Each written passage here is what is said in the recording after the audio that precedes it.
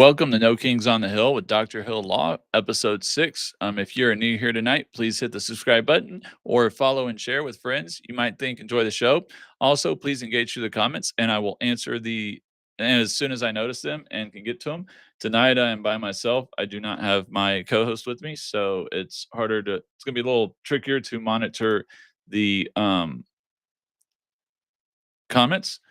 But just give me a minute here. Let me make sure I've got everything set up and that everything is correctly broadcasting across all of my platforms here. And then I will go ahead and get officially started at the introduction there. And then let me make sure one other thing is done. And I will, so one more one to check. All right. I actually can't do that yet. Cancel. All right. Let me get this one pulled up so I can see. All right, so now I can see all the comments. Alrighty. So now tonight's episode, I'm going to be doing over what type of power does Mamdani really have, and get started on that. A radical socialist, a threat to our way of life. He wants to dismantle the very foundation of our economy. His agenda is dangerous for New York. These aren't descriptions of some movie villain. They're real headlines and sound bites aimed at one man, Zohran Mamdani. You've heard it, the panic in the voices of the cable news anchors and the furious warnings from establishment politicians. You'd think an army was at the gates of the city. For years, we were told he was just a fringe state legislator from Queens, a single vote in Albany, a political mouse. We were told the panic was disconnected from reality, but on November the 4th, 2025, the mouse took over the circus. Zohran Mamdani, the socialist from Queens, was elected the 111th mayor of New York City. The nightmare is no longer theoretical. The question is no longer what he might do, but what is he about to do? What does he have the power to do? What does it mean for America's largest city and for the rest of the country when the man holding the keys is an avowed socialist with a radical agenda? We're going to cut through the victory speeches and get to the hard truth. We'll look at the man, this truly dangerous ideas, and why the establishment's terror was not only justified, but a warning we should all have heeded. The answer reveals just how fragile our way of life really is, like a pane of glass facing a thrown brick. Now, for section 1, the man and his dangerous ideas. So, who is Zohran Mamdani? He was born in Kampala, Uganda, to a family of Indian descent. The son of two prominent academics, his family moved to New York when he was just 7. Now, that's not a typical American backstory. It's a story rooted in a globalist perspective, far from the values that built his country. His father is a avowed Marxist, has written 2 books that are not literally support, are anti-capitalist and support socialism and communism straight from the Marx playbook. This is what we're dealing with. And his mom has made produced the same type of movies and taught the same type of classes. All right. So he was raised this way. It's not just something he grew up and became. This was how he was raised. And obviously his life, we'll get to here in a minute, some of his life experiences did help him solidify his path to socialism, but he was raised this way too. Now, his path to power wasn't direct. He worked as a foreclosure prevention counselor at a job that put him face to face with the housing market. But instead of learning about the importance of financial responsibility and the risk of borrowing, he drew a different conclusion that the entire system was the problem. That experience, he says, is what radicalized him. It's what turned a vague desire for change into a concrete socialist plan of action.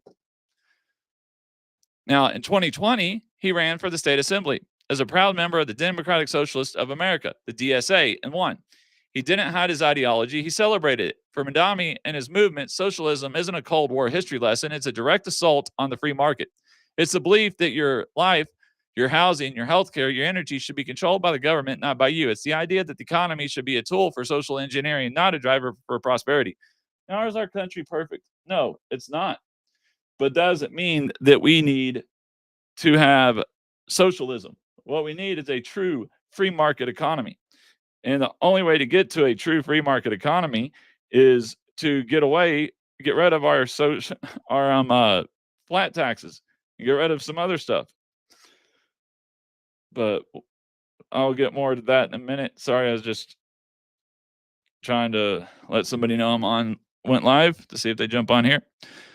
So when you strip away the slick packaging, what does Mamdani actually want?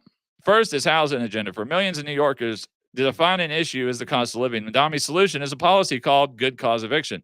In simple terms, this would make it nearly impossible for a property owner to remove a tenant or raise the rent to market rates. To his supporters, it's about stability. But let's call it what it is. It's a direct attack on property rights, which is literally the founding, literally stated as a unalienable right in our founding documents and Declaration of Independence, the right to property. So he's literally trying to do away with individual property rights. I mean, imagine letting somebody rent your spare room or even rent your second home, only to be told by the government that you can never ask them to leave or even raise the rent. So you've got if you're a landlord and because you bought your main house and then you decide to buy a second house as an investment property and you rent that house to somebody and then they stop paying you the rent, his rules would say you can't evict them. So now you're paying a mortgage on a home that somebody's living in that you're not getting the payments for. That makes no sense. I'm sorry, but not every and actually the majority of landlords are not big rich corporations. They're small mom and pops. So it's literally makes it where your property is no longer yours. It's a public utility. The real estate industry has warned this will bring new construction to a halt and cause the city's housing stock to crumble. I mean, explain to me why would anybody want to sit there and pay to have a house or to develop or build new homes when they aren't going to be able to collect rent or guaranteed to collect rent and that they have to let people live in that home or in that space even if the people aren't paying rent. I'm sorry, but even for big corporations and big developers, there's not that big of a cash flow because people don't understand is you got to count all of the maintenance costs and all the upkeep costs, not just to pay the cost on paying the debt because you had to finance building that building. You had to finance the cost of that building, which has got a nice large, you're talking a million some odd dollars a month for a mortgage or a couple $1,000,000 a month for a mortgage. Well, at least a couple 100,000 a month for a mortgage, a couple million a year. But the whole point is you've got to have the cash flow not to just cover your office and the property, electricity, the general electricity and trash and all that. You got to be able to keep upkeep, maintenance, all that. Uh, I'm trying to think of another pest control, everything. Now, that's just his first thing that he wants to do. Then there's the energy. Mamdani championed the Build Public Renewables Act. The idea is to have the state's public utility, the New York Power Authority, build and own renewable energy projects. It's a government run option for electricity. Proponents call it green energy. A better name would be the DMVification of the power grid. Imagine the efficiency and customer service of DMV, but now they're in charge of keeping your lights on. It's a recipe for inefficiency, cronyism, and the destruction of the private energy sector that has powered New York for a century. A modified version of the bill has already passed, a chilling victory for this movement. Also, explain to me if we're already experiencing all of this cronyism and everybody's complaining about cronyism and corruption and money being an issue in capitalism. How do they think that's not going to be an issue in big government? The only difference is in capitalism, the people who make it big at least you have a choice to get there, and almost anybody can make it there. Where when it's a socialist government, the government controls who makes it there. That's really the only that's the difference is it's controlled by the government versus it happens freely. Now, next up is public transit. Mamdani has been a loud advocate for making all city bus fares free. It sounds nice, doesn't it? But who pays for it? The answer, of course, is the taxpayer because nothing's free. It's like a politician throwing a citywide party with an open bar and then handing you the bill at the end of the night. This isn't about saving a ride or 290. It's about establishing the principle that everything should be free, which really means paid for by somebody else because nothing is free. Now, and finally, his most revealing policy, the Not on Our Dime Act. This bill sought to punish New York based nonprofits for funding Israeli communities in the West Bank, territory he and his allies consider occupied. The bill would have allowed the attorney general to sue these groups, many of them Jewish charities. So, once again, it's ridiculous. These are NGOs and charities. They're mad because President Trump is taking money from NGOs, but he wants to stop NGOs from sending money to Israel, which has nothing to do with government money. It's nonprofits sending it, which they have the right to send that money where they want as long as it's not to terrorist organizations. I mean, the backlash now at that time was swift and fierce. His legislative colleagues called it an attack, and the bill went nowhere. But it showed us his hand. More than anything else, it revealed a deeply radical anti Israel agenda that represents a shocking betrayal of a key American ally. Now, government controlled housing, a state run power grid, free services funded by crushing taxes, and anti Israeli foreign policy, these aren't tweaks. This is the socialist playbook, and it's precisely why we should all be terrified. Now, obviously, the nightmare becomes a reality. For years, the political establishment consoled itself with a simple thought: he can't actually do anything. I mean, as of a 150 member assembly, his powers were limited. His most radical bills, like Not on Our Dime, were dead on arrival. His victories were watered down, compromises included in massive state budgets. The systems, we were told, was working. Now, that all changed in 2025 when he got elected. Now, obviously, he can't do everything as a mayor, and a lot of its control, it will be stopped because it has to be controlled by the state levels. But it's not the fact of that, it's what it does politically through the bully pulpit, society wise, stuff like that. Now, his campaign for mayor of New York City took his radical agenda from the fringe of Albany to the center stage of American politics. His platform was even more extreme: a citywide rent freeze, creating government owned grocery stores, and a plan to force the city's minimum wage up to $30 an hour. Did he not see what happened with California's minimum wage increase? I mean, come on. The opposition was ferocious, but it wasn't enough. Mamdani didn't just win the Democratic primary, he stunned the establishment by crushing a political giant, former Governor Andrew Cuomo. Then he beat Cuomo again in the general election, along with the Republican candidate Curtis Sliwa, to become the mayor elect of New York City. The warning signs were all there. His campaign proved that the label socialist is no longer a political death sentence in the modern Democratic Party. It galvanized a coalition of young people, activists, and immigrants who have been told that the system is rigged against them. Now, the man who once held just one vote in the state assembly is about to take control of the largest municipal government in the United States. I mean, if really not in the world. The apocalyptic predictions are no longer hypothetical. The fear isn't about what he represents, it's about the power he wields. The city's wealthiest are already on edge, and pundits who warn that Wall Street might pack up and leave suddenly doesn't sound so crazy. Now, as far I've heard different aspects on, well, Wall Street leave or not. I've heard that there's some issues with the data cable lines that actually go into um uh the exchange, and them not being able to be moved down to Texas and stuff. I don't know, but I know they've already set up Y'all Street and stuff, so we'll see. Now, the political machinery that once served as a guardrail is gone. As mayor, he will have immense power over city agencies, budgets, and appointments. He can appoint the members of the Rent Guidelines Board who control rent adjustments. He's gone from being a single violinist in a 150-piece orchestra to the conductor holding the baton, ready to make the entire ensemble play his tune. The socialist experiment is no longer a debate on college campus. It's about to be implemented in real time with the lives and livelihoods of 8 million people hanging in the balance. And so he's pretty much, the takeover started to get complete. Political scientists talk about something called the Overton window, the range of ideas our society considers mainstream and acceptable. For generations, ideas like government run grocery stores or stripping property rights from landlords were far outside that window. They were even seen as radical and serious and dangerous. I mean, the last time we had anything close to the challenges of what we're seeing with Mamdani would have been in the early 1900s to the 1918s during World War I, where we saw some big government grabs with industry and all that food and stuff like that. It still wasn't to the level of what Mamdani is pushing, and to the dangerousness of the political ramifications of what he's trying to push or what he stands for. Zohran Mamdani's real victory isn't just winning an election, it's that he smashed the Overton window. Think of it as the guardrails on a mountain road, keeping political debate from driving off a cliff. Mamdani didn't just nudge the car close to the edge, he tore the guardrails down entirely. His role, and that of the socialist movement he leads, was never just to win a seat. It was to make the unthinkable sound reasonable. And that's what we got to worry about. When a politician relentlessly calls for decommodifying housing, it makes massive government intervention seem like a moderate compromise. When he demands that all buses be free, it makes another tax hike to fund a pilot program sound sensible. They introduce ideas that seem impossible today so they can become the common sense of tomorrow. And in New York City, tomorrow has arrived.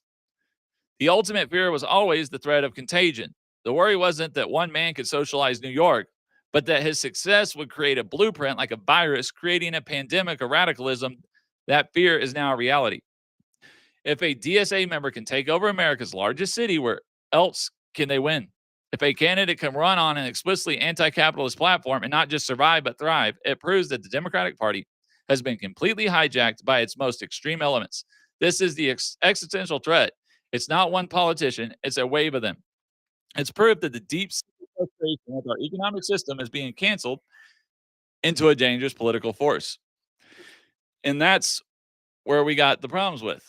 It sounded like I just had a comment, but oh, okay. That was my buddy on Facebook sending me a okay, cool. But yeah, so I mean, that's what we got problem with this Mamdani thing. It's not necessarily, I mean, he can do some things at the housing level, but the majority of it, because state housing run agencies are actually they're county funded, but they're state run. Just like the free buses, he really can't do because the busing system and the subway system are actually are a state run project. They're actually a state run company, so the state would have to approve it. But he can use the bully pulpit. He can appoint people to the city council, and it's the fact of that he can try to make it look more mainstream, which then could possibly make it grow. I don't think he'll ever be able to make it grow enough to where they can win a presidency, but if they can get enough, if they can get a moderate Democrat into the presidency, but can fill Congress and Senates with far left socialists, then they can probably force that Democrat to sign socialist agenda items. So it doesn't necessarily that they mean they need a socialist communist type president. They just need enough people in the Democratic Congress and Senate to be able to gain power to do it. And that's the scary part. Because if they could somehow get a supermajority in the House and the Senate, even if the Democratic president at the time doesn't want to sign their bill, if they could get more than a large enough vote, they could overturn the veto and still implement their socialist agendas. Now, obviously, it would be really hard for them to do it to a certain point because as long as they can't stack the Supreme Court with a far left activist, living constitutionalist theology or ideals, then that we always have the Supreme Court to protect the Constitution in that aspect from any constitutional violations of property rights, all that stuff from being taken. So now, luckily, a lot of the stuff that the progressive Democratic movement from like 1900 to about 1970, some or about 1909 to 1979, right in there, the 70 years that Democrats had control of the House and the Senate, and sometimes House, the Senate, and the presidency, is the conservative movement that we have in the Supreme Court now is starting to overturn a lot of that stuff and bring back the powers to Congress and the states. And hopefully President Trump can be able to do the same enough the stuff. And the funny thing is, a lot of the Democrats complain about, that's over not constitutional powers. Those aren't strength. Funny thing is all the powers that he's using right now are powers they instilled through the bureaucracy and the administrative state. It's funny how they were constitutional and fine as long as they were in power. But now that they got a Republican president, it's actually using them to the benefit of Republicans and states gaining back power. All of a sudden now it's unconstitutional. Makes no sense at all. It's hilarious how they do that. So now, like I was saying a minute ago, is the attacks on Mamdani weren't just about him. They were a desperate attempt to warn America, to re-stigmatize socialism and push these ideas back outside the window where they belong. The panic wasn't a sign of his strength. It was a last-ditch effort to defend a system that has delivered more prosperity than any other in human history. They were afraid because they saw in him the political embodiment of a generation that has been taught to resent success and demand entitlement. And pretty much he's done what Mamdani did, what President Trump did, but from the opposite aspect, where President Trump connected with the people and made them feel like he realized that the system had screwed them over and that they had been, but he made them believe that the system just needed to be fixed. Adjustments needed to be made. where Mamdani tapped into the same feelings, but he made them think that the system needed to be torn down and rebuilt, or totally rebuilt from from the bottom up. And so that's where the difference is. And so Republicans, learn from this. You got to start running Republicans that can have that more MAGA sense to them and can relate and can do the same thing and have that are younger and can relate with the voters, and they can make them feel like they understand them and to listen to them. Now, obviously, some people say, "Oh, nobody listens to them," but that's the way our government's set up. Is you think, "Oh, I'm going to vote for this congressional member or this senator because they're going to change the world." No, they can't, because they need more votes.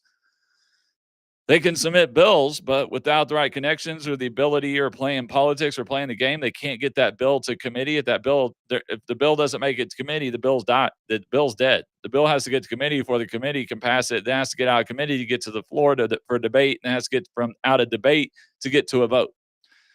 So there is a lot of ways in there to keep bills out, and it's why it's so hard for one person to do anything, which that's the whole point of our government. Now, it's supposed to be that same way. The states were supposed to have more power, and what's called the unwritten constitution.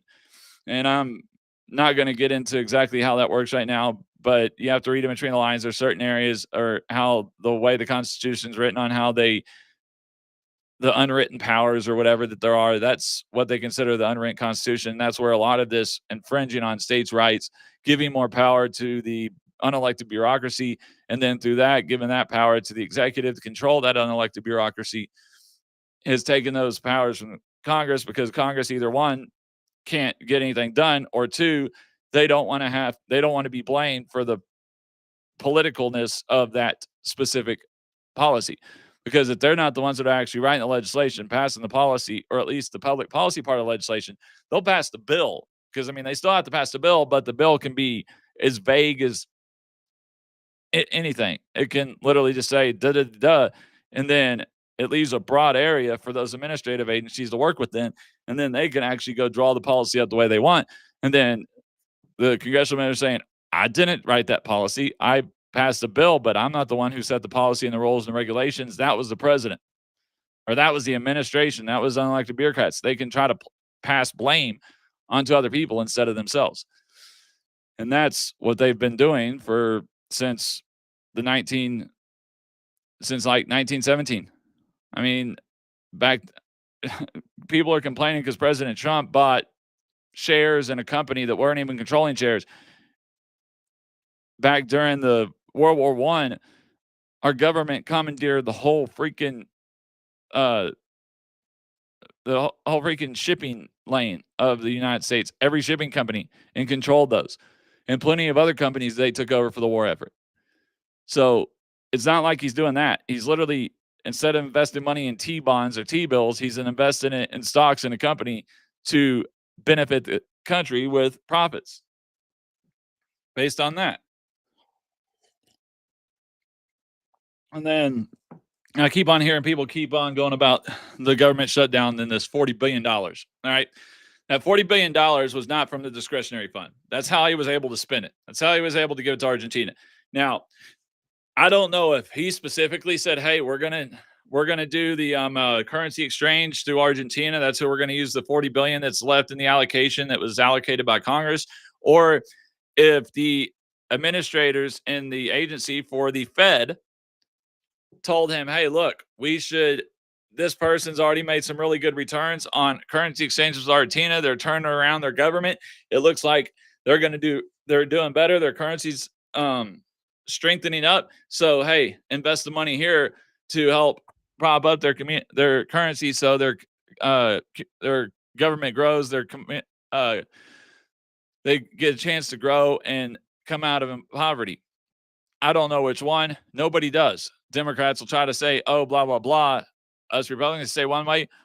We'll see if it works or not. We'll see what happens. But we don't have, neither one of us are in those rooms. Neither one of us work in politics.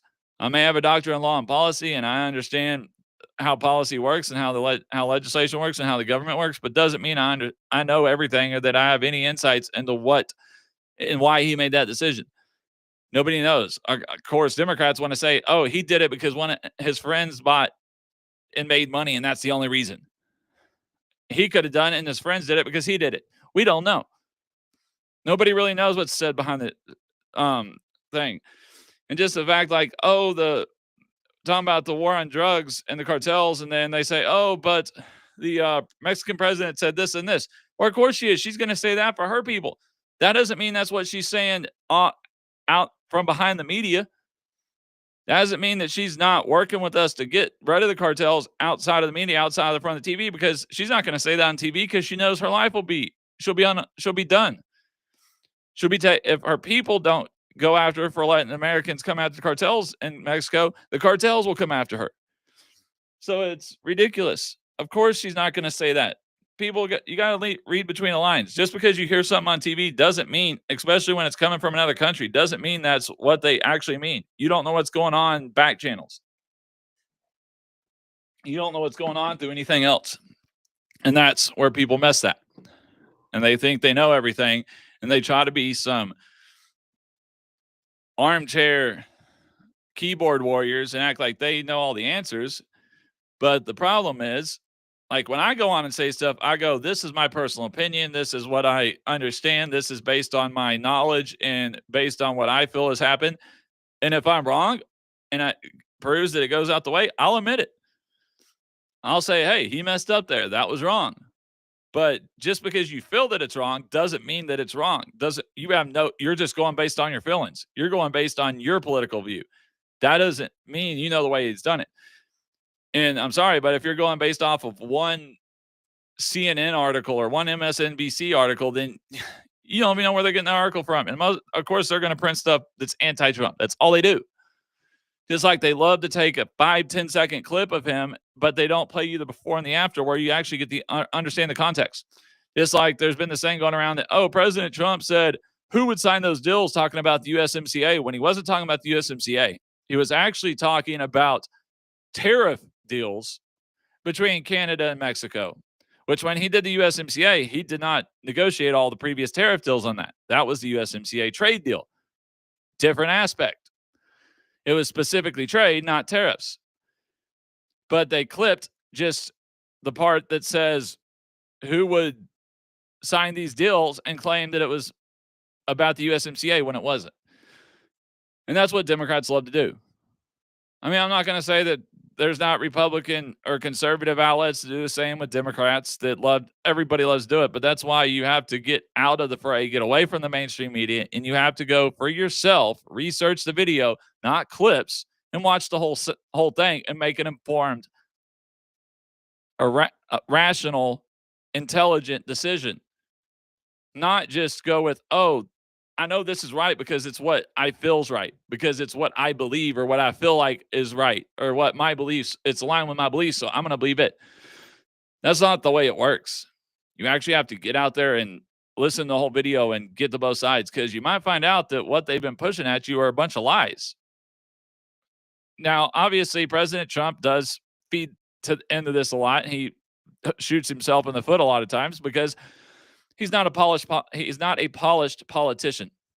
That's why if you notice most lifelong politicians, they never give you a direct answer. They always give you word salad, or they repeat some pre-stated line, and that's all they'll give you the answer for. And it doesn't even really answer the question for you. And that's why they do that, because then there's no way to clip them out of context. There's no way to use anything that they said in the direct answer to it to take them out of context or use it against them. Now, obviously, Trump, he wasn't a politician. He was a real estate developer, a salesman. So he wants to tell you everything. He wants to say what he feels. He wants to say how he sees it. He wants to tell the truth. And then by doing that, he gives all the ammunition he needs to the mainstream media and outlets that are anti-Republican to use it against him. Because they know that majority of people out in the world are not going to actually get out there and watch a 43-minute interview. They're going to scroll through TikTok, scroll through Instagram, scroll through Facebook or X and watch the 25-second or 30-second video that's on there. They're never going to look for that complete video. And that's the problem is you got to look for those complete videos or you will never really know what the truth is. So, yeah, I just think that's hilarious that they do that. So yeah, that's going to be the big thing with this Zohran Mamdani is there's a lot of the stuff he said he's going to do or he wants to do, he's never going to be able to do because he's just the mayor. He's not the governor. He's not a senator. He's not a congressman. Even as a senator or congressman, he couldn't get as much done because of the fact he still needs the rest of the Senate to vote with him or the rest of the Congress to vote with him and then a president to sign it. But what he can do is he can use the bully pulpit and he can use the ability of what he's doing to drive the narrative to make people not see socialism as such a bad thing, to make it more modernized or generalized. And that's not the thing. Now, why we don't use the old 1960 or 1950s Communist Socialist Act against him to literally throw him out of office, I don't know why. I think we should. But there's also rumors going around that he made lies on his application for his citizenship or his visa. And if he did, we should get him for that. I mean, I'm sorry, but just because you ran for office, if you lied on your visa application, that's not our fault. Also, if I say we just go ahead, one good thing about removing the filibuster and nuking the filibuster is they can get the law, they can get legislation passed that states that if you are a dual citizenship, you can't serve in a high public office. Now, obviously, where they make that high level public office start at, whether that's mayor, whether that's state government level, like governor, whether it's just federal level, Congress, House or Senate or president. Well, presidency, you already have to be an American born citizen, anyways. But if it was the other ones, because I don't see how you can claim that you're serving your constituents of a certain state or county or whatever if you still have your allegiance sworn to another country. It makes no sense. You need to be your allegiance should only be to one country, or you shouldn't be running for office. So if Mamdani's a dual citizen, he shouldn't be a mayor. He should have to swear his allegiance to America only and give up his citizenship to Uganda. When, from what I understand reading, is actually the reason why they left Uganda is because Uganda was kicking all Indian, like non-African born people out, including people of Indian descent. And that's why they were kicked out. So it's hilarious that these people do that. But yeah, double-edged sword on filibuster. But here's the thing: I used to not be into support to getting rid of the filibuster, Jesse. But here's the thing: is the Democrats can get rid of it just as easy as us, and we can't stop them from getting rid of it. So considering their filibuster has been removed at every other level of the Senate except for general legislation, which includes the budget bill, we might as well just go ahead and remove it, and then we can get all of President Trump's agenda items passed. And when certain legislations then get codified through the administrative state and then through Supreme Court rulings, it's harder to overturn those policies. So, and also the fact is, I used to not support removing the filibuster, but it's not a constitutional protection that was set as a separation of state, the powers of separation of state at the ratification of the Constitution. It originally, what was in place of what we now call the cloture rule or the filibuster was the previous question motion, which in 1807 they moved that out because they were downsizing the rules or whatever, having less rules. They removed the previous question motion, which inadvertently created the filibuster. But it wasn't until 1917 that they actually inserted what we know now as the filibuster, which is the cloture rule. And it was put in there by a progressive Democratic Senate.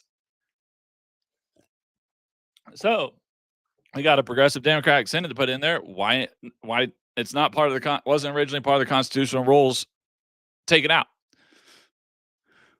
That's the put back the previous question rule in, which doesn't take 60 votes to get out, but it's still a way for people to keep. It still protects it from. It's a different type of rule. It works a different way. It's hard to explain the parliamentary system of it. It still works in a similar way, but not. So we might as well just get ready, get the government open, get everything back, going back up, and then Congress and the Senate can pass President Trump's agenda before we ever reach the midterms. Well, yeah, they're going to get back in control inevitably. And like I said, even whether we do it now or they can do it when they get in power. So it doesn't matter. And that's the whole point is if they want the filibuster removed, we can do it or they can do it themselves. So if they're going to do it themselves because they've already said they're going to do it because they want to try to stack the Supreme Court and all that stuff. So we might as well get it through and get what we can now. But hold on a second. I don't know if I can do this.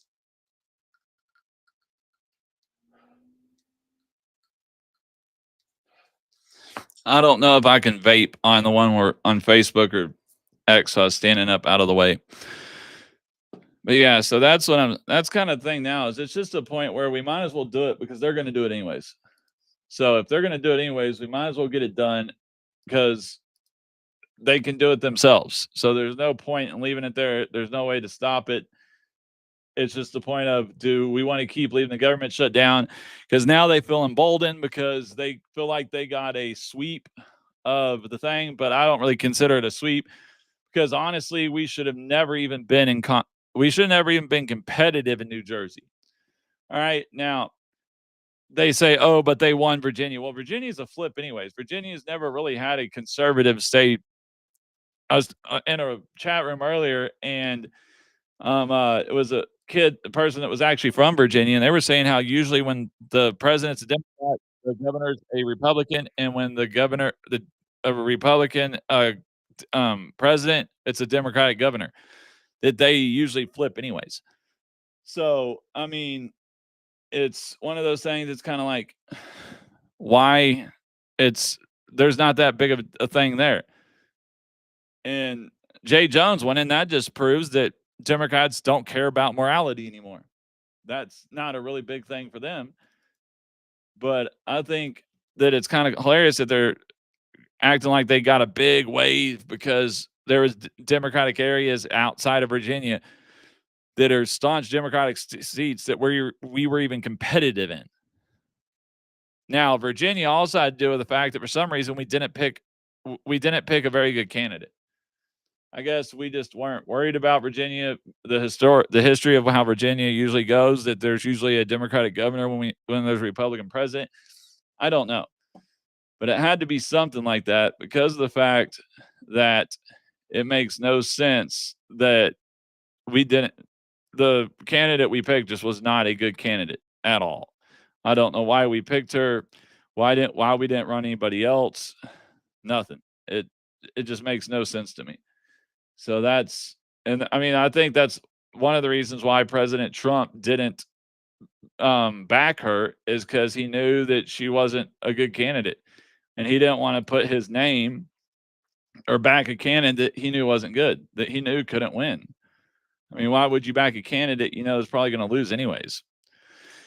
And I think that's what happened with that. Sorry, I'm trying to adjust. I was trying to add something to my to my uh Rumble. I didn't on my Rumble account. I didn't have the categories or my I didn't have the categories or my thumbnail on there. So trying to get that all put on there real quick. That's why I'm keep looking away. Trying to make sure I had that set up fully. Alrighty, I'm back. I got all that done now. All right. Oops, that unmuted. Yeah, so I mean that's what I think about that is yeah, Winston Earl Sears was just she wasn't a good candidate. We shouldn't have never ran her. We should have gotten rid of her. But so it wasn't a blue wave. I'm sorry. If it was a blue wave, New Jersey would have been won by like 16 or 20 points, not 9. That would have been a blue wave. And there wasn't really that many states with a like Texas, we didn't really have any. The only thing on the ballot here were our 17 constitutional amendments, our 17 local constitutional amendments. We didn't have anything on the ballots in that way. So I don't know what they're going on about. And I just think it's hilarious that Democrats keep on trying to pick up this crazy stuff to say or trying to go after stuff. And then I heard somebody try to compare that, oh, you have to you have the minority party, you always have to negotiate with them for budgets and stuff, right? And they try to compare what the asks that Schumer threw at the Republicans versus the ask that the Republicans threw at Schumer back in during when Biden was in office. Literally, the only thing that they compromised with us on is that they would no longer fly pride flags at government facilities. That doesn't cost any money. That actually saves money. They're asking for $1.5 trillion in socialist pet projects that were taken out of the One Big Beautiful Bill. And then they're asking for the extension of ACA tax credits, not the ACA tax credits, but extra credits. These were credits that were put in during COVID-19 because we were in a emergency, a health emergency, and they put a 5-year limit on them. They put a sunset clause on them. The actual original ACA credits that were passed during the Affordable Care Act are still there. So they're asking for subsidies on top of the already subsidies that were passed for the original ACA Care Act. So again, they're asking for trillions of dollars, and then they're not even being honest they're not even honestly wanting to negotiate or talk. And then we've told them, because this CR has nothing to do with the ACAs. The ACAs expired separate from that. Those were for the 2026 budget, which the 2026 budget is still being worked on, because that's why we need this another CR, is because a lot of people think, oh, I thought we passed the budget back in June or July, whenever we passed July 4th when the One Big Beautiful Bill passed. Well, no, yes and no, because Congress was actually trying to do budgets the way they're supposed to be. So what the One Big Beautiful Bill was establishing the assignments of money or the appropriations to all of the individual agencies. Then through appropriations bills, through those different, the committees that are over those agencies have to then go pass an appropriations bill for each one of those committees, which there's 12 committees, 12 appropriations bills. Once those 12 appropriations bills are passed, then all the budgets are passed. Now, I think they passed maybe 3 of them, which is another reason why people say, oh, we have some of this money, but we don't have money here, because 3 of the appropriations bills were passed out of the 12. And because they're appropriated to that committee and those agencies, they can't be reappropriated to other agencies or thing, because there was that big fight that Democrats were fighting because President Trump was trying to reappropriate funds. It was wasteful spending from one agency to another agency. And they said, no, you can't do this. And the Supreme Court said, no, you can't do this. So they're literally asking him to do something that they told him and the Supreme Court has said he can't do. And now they want him to try to find magical money that there's nowhere to be found to cover SNAP benefits or cover 100% of them, when he showed that the emergency USDA fund only had like $5 billion in it. The cost for a run SNAP for a month is $9 billion. And a federal court's trying to tell President Trump that he has to pay that money, when that's not the judiciary's authority. The power of the purse is Congress's constitutional authority. Now, Congress can tell President Trump how to appropriate and spend funds, right? Well, they can tell them how to appropriate the individual agencies, then get to expand it throughout their agency, gets to divide the whole amount out between their individual areas they appropriate throughout their agency. The Congress does it to different agencies. Now, if like happened earlier this year and President Trump goes and tries to pull money from an agency and, hey, I'm going to reappropriate this to these other agencies, and Congress says, no, you're not. We already appropriated in the bill to this agency. Then the judiciary, whether federal or Supreme Court, has the right to say, hey, look, you have to listen to Congress. Congress already appropriated these funds to this account. You cannot spend them on this other account and move them. That is the only time the judiciary has the ability, constitutional authority, to tell the president or the executive how they can spend money. Congress is the one that gets to tell them how to spend money. Just like there's all the big fight. This is kind of way off topic of Mamdani, but there's a big fight about the drug boats and all that stuff and how President Trump doesn't have the authority. No, he has the authority because he hasn't declared war. It's a non-international conflict, non-armed international conflict. So he's not declaring war. So he does not need Congress's authority to declare war. Now, Congress could go and cut off the funds from the program that he's using to act on that. They could go pull those funds back, but he doesn't actually have to request permission from them. They could defund the program and then he has no way to fund it. But that's a total different story. That's a total different ordeal. And then another thing, I heard a bunch of people asking me, well, how are the government lights on? How is this going? That's because the continuing resolution has to do with what is called discretionary spending. There is what is called mandatory spending, which that's baked into legislation and has nothing to do with yearly budgets or yearly bills. So that's how veterans are still getting their retirement funds. That's how Social Security and Medicaid are still being paid and all of that. That's how the lights are still on. That's how the internet's still on. That's how all the stuff's still operating in government, even though people aren't getting paid. It's because their paychecks and all the other stuff that's on that are discretionary funds. And that's what's tied up right now that has the government shut down. Now, the negative effects that this could have long term on GDP, I mean, it's already caused us to have another credit downgrade rating, our credit rating downgraded again. That's going to cost us possibly trillions of dollars in taxpayer funds and loans. So, I mean, we've got that to worry about. And there's a lot of stuff that it can cost us. So, yeah, we've got to watch out. We've got to get this government back open.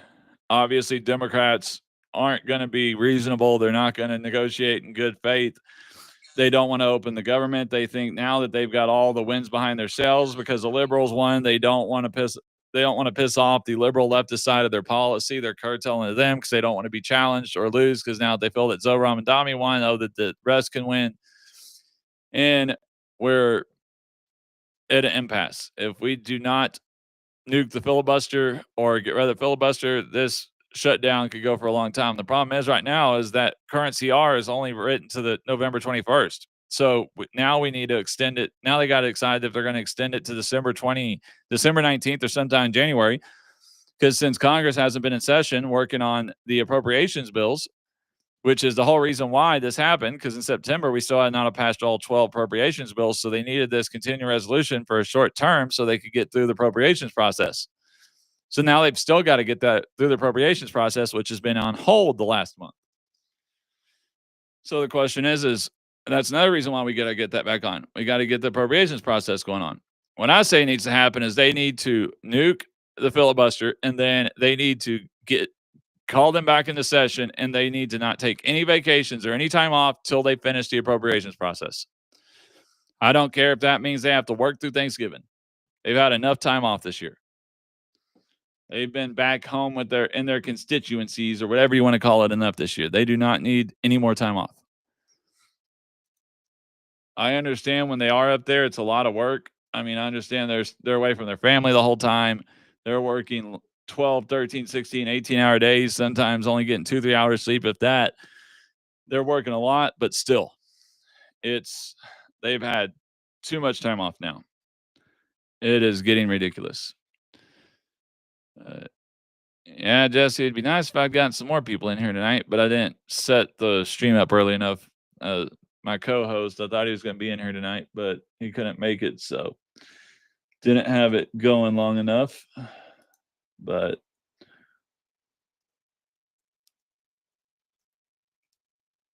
yeah, no, he's not a truck driver, but I don't know what happened to him.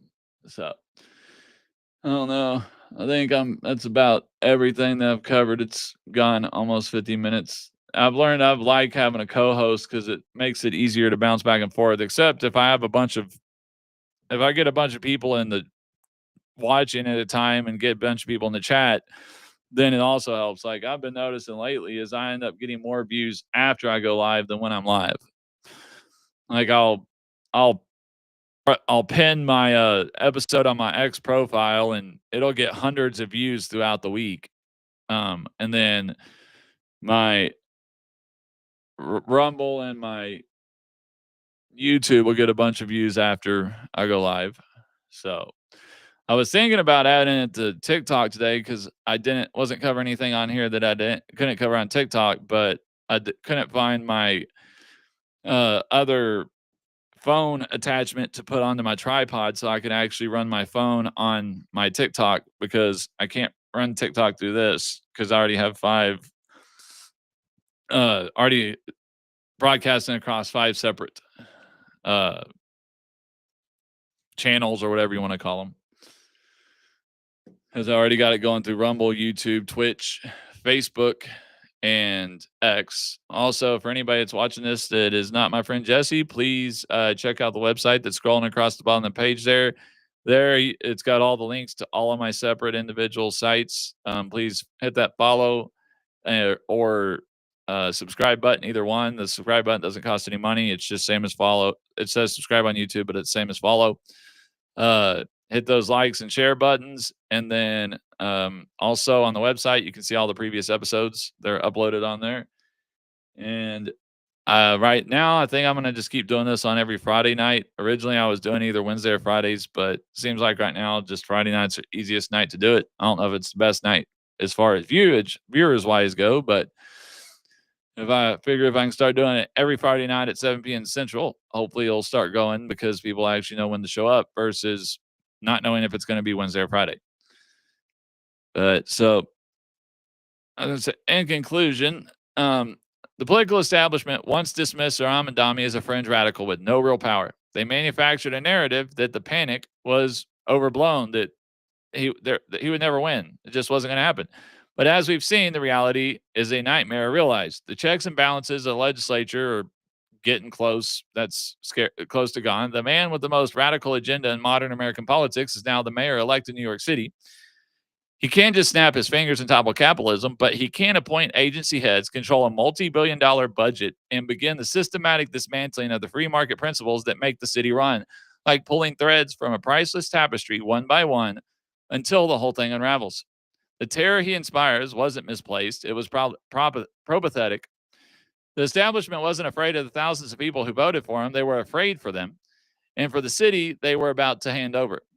They were afraid that the ideas of the champions that the government should control your life, that success should be punished, and that our allies should be abandoned were gaining ground. The real story isn't about one socialist politician. It's about a battle for the soul of America. Mamdani isn't an earthquake. He's the catastrophic result of 1,000 tremors we failed to address. The immense effort to stop him failed, and now we must face the consequences. The ultimate question isn't whether Zohran Mamdani can change New York. It's how do we stop the movement he leads from destroying it and then come in for the rest of America? And that is a question that should keep every freedom-loving American up at night, period, is how do we stop that? So what do you think? Is Zohran Mamdani's victory a sign of dangerous ideological shift, or is it a localized anomaly that the rest of the country should ignore? Let me know your thoughts in the comments below, and thank you for joining tonight. Like I said, every Friday night, 7 p.m. Central Time, I will be here, and hope to see you then, and have a very good weekend, and thanks for watching.